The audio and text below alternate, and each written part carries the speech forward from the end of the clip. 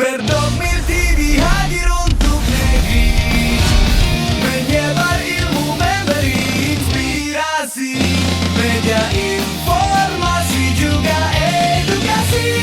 Perdokmil TV untuk Indonesia. Pemirsa Perdokmil TV yang kami hormati, perang Iran melawan Israel dan Amerika Serikat kini tidak lagi sekadar konflik antara tiga pihak.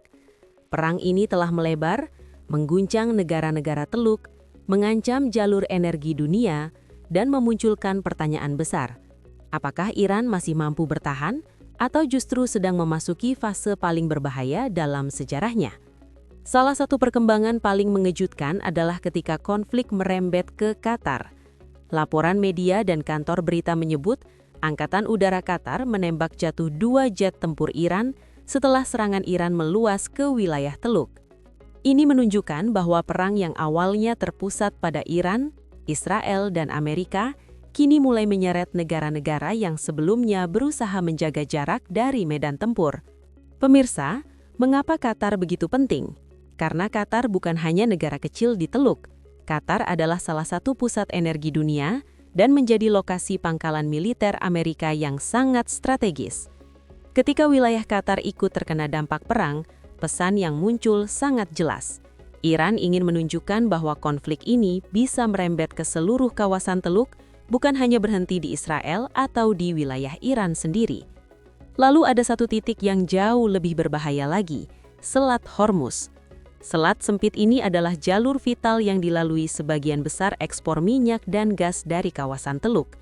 Jika Iran menekan, mengganggu, atau bahkan menutup jalur ini, dampaknya tidak hanya dirasakan Timur Tengah, tetapi juga seluruh dunia.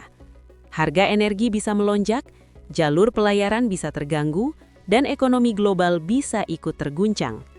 Itulah sebabnya dalam banyak analisis, Selat Hormuz bukan hanya jalur laut biasa, melainkan urat nadi energi dunia. Namun, di balik perluasan perang ke Qatar dan ancaman terhadap Selat Hormuz, ada satu pertanyaan lain yang tak kalah penting. Bagaimana keadaan Iran sendiri dari dalam? Banyak pengamat menilai tekanan perang bukan hanya melemahkan Iran dari luar, tetapi juga menguji ketahanan rezim dari dalam.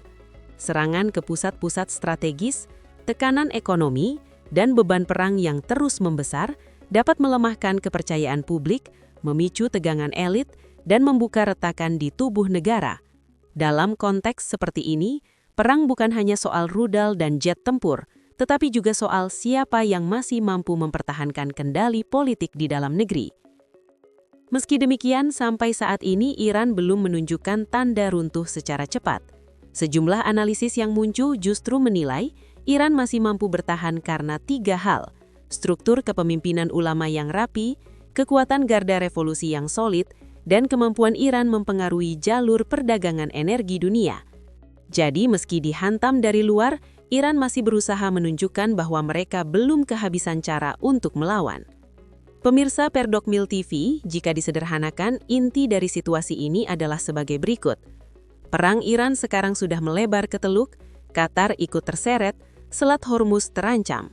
Negara-negara besar mulai bersiap menjaga jalur energi, dan di saat yang sama, Iran sendiri sedang diuji.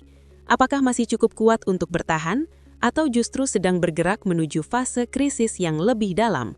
Karena itu, konflik ini tidak lagi bisa dilihat sebagai perang biasa. Ini adalah perang yang menyentuh energi, keamanan regional, jalur perdagangan dunia, dan masa depan kekuasaan di Teheran.